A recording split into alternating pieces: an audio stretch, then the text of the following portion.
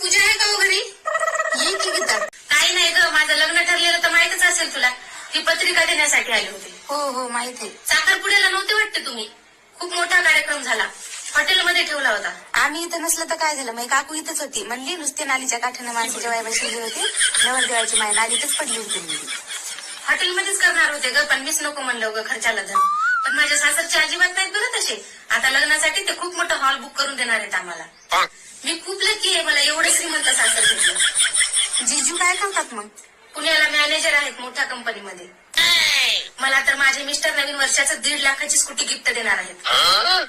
थांबा, त्यांचा फोन आला. स्पीकरवर टाकते, बघ किती भारी बोलतात ते. हॅलो. हॅलो. हा, कुठं आहात? बाहेर आहे. पिझ्झा बर्गर खायला किंवा नक्कीच हॉटेलवर जेवण करायसाठी आले असणार ना?